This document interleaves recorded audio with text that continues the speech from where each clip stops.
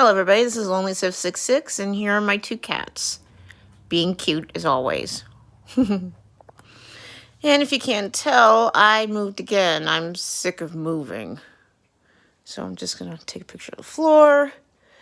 Yeah, I moved again. I mean, I have a nice place, but I'm just so sick of moving. I want to go to my own place. Has anyone felt like that?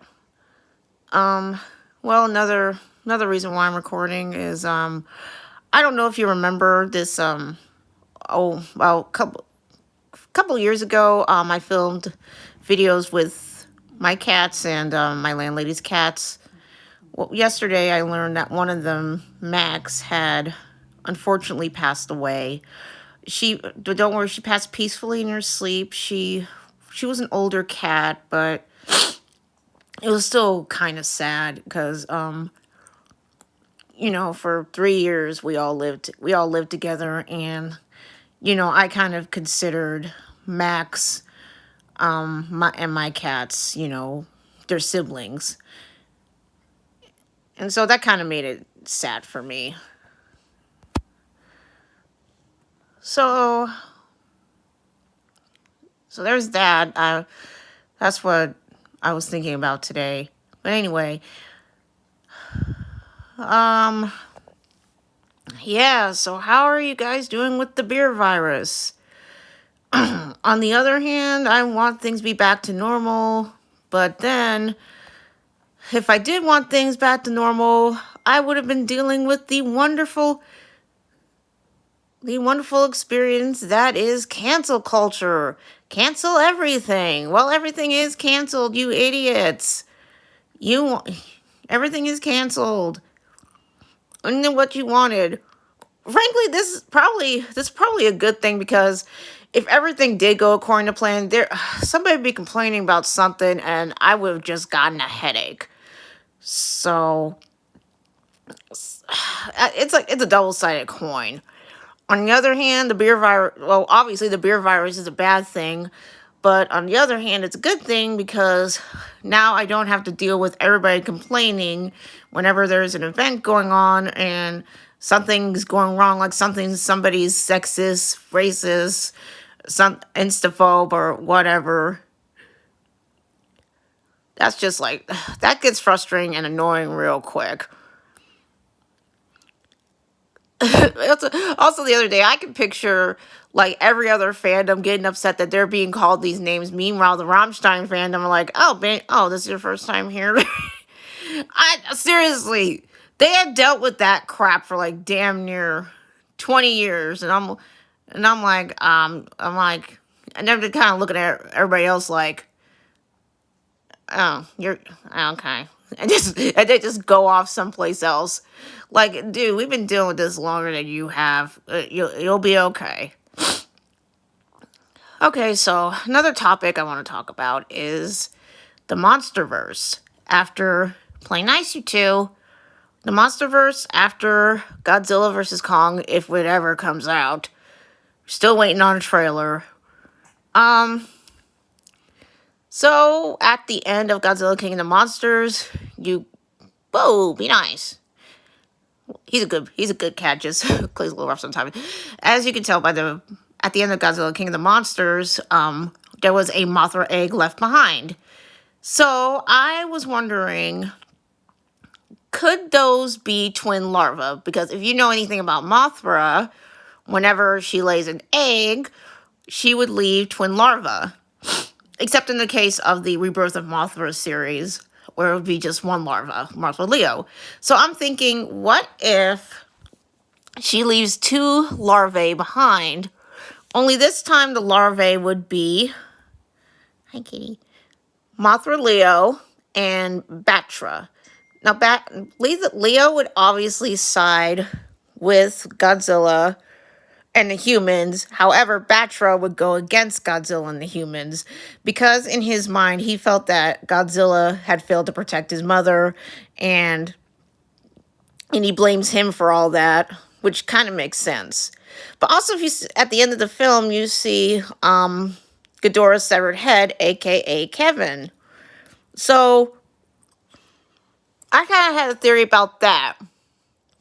Obviously, they're probably going to do some genetics on him, which is obvious. The obvious theories are that you guys play nice. Play nice. The obvious theories that I guess we're getting a sneak preview of Godzilla vs. Kong here. Um the theories that the head's DNA could be used to create Mechagodzilla, Destroya, Bakken, Biolante, various others, but this is a theory that I had. What if, okay, we can create those things, but what if we created Zilla? Now think about this. Zilla could have Kevin's personality, kind of, with Kevin's personality, he was, kind of curious, kind of innocent. In the 1998 movie, he was kind of like that, and kind of not really understanding of everything, kind of curious, but you would run around and stuff like that. But that's why everybody was complaining. If you were an irradiated monster, not knowing what's going on, what exactly would you do? Like, seriously, you're just hanging out by yourself, and then one day you're big as all get out. What exactly would you do? Everybody goes, I would run around. Well, you're not an irradiated marine iguana, so I don't know what to tell you. Anyway, um, I would be guessing that Zilla would have Kevin's personality, be curious, and everything like that, but also he would come into moral conflict with his creation. For example, he would know that he is a creation of Godzilla's enemy, King Ghidorah. But on the other hand, he doesn't have those traits that King Ghidorah would. Like, for example, Ichi, the head, the middle head, was vicious. Knee, he's the right head would be like, whatever Nietzsche says. While Kevin was son, he's sort of like, he's like more curious and more wanting to know more, fascinated with things. Even when he first appeared, oh, it's been gone. Even when he first appeared, he was trying to look at the soldiers like, what are you? And I guess if they were to bring Zilla, he would have those qualities of, curiosity, also fear, kind of, but also he would quickly adapt to his environment. Also bringing in the traits of Zilla Jr. from Godzilla the Animated Series, which would be kind of interesting. And also another trait that could be passed over would be kind of like the ability for him to, I guess, kind of like do a Mothra, kind of, because if in the 1998 movie, he could lay eggs, babies and stuff like that. So he could do something like that, and I don't know, if something were to happen to him, one of the babies would be Zilla Jr.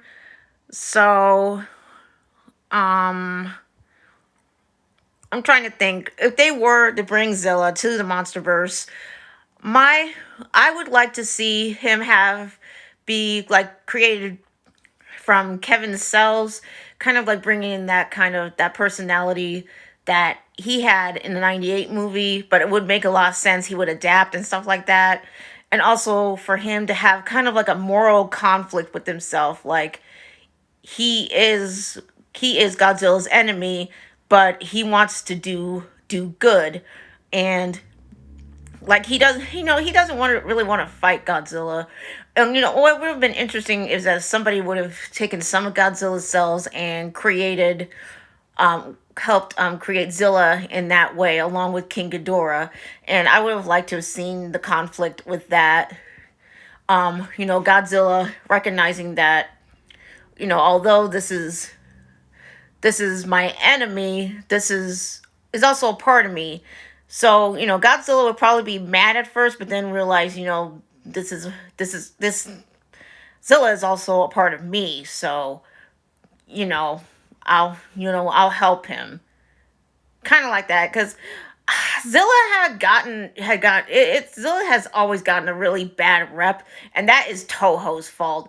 I do not really believe that they knew what they were getting into with Zilla. I mean, how fast were how hard is it to do a fax machine in the 90s? Like seriously, or an emerge or a delivery alert, something. No, they knew something. They knew this was 98 was gonna flop, so they were using this as an excuse. Every time I look at them, they're like, "Yeah, well, we didn't know." No, you knew, liars. And I will continue to say that until the day I die, or until I get conflicting evidence, until I get like evidence proving otherwise. But yeah, hi baby. But yeah, they Toho knew what they were doing. They're not trying to be slick. So yeah, anyway, that's all I gotta say. And enjoy my cat giving himself a bath.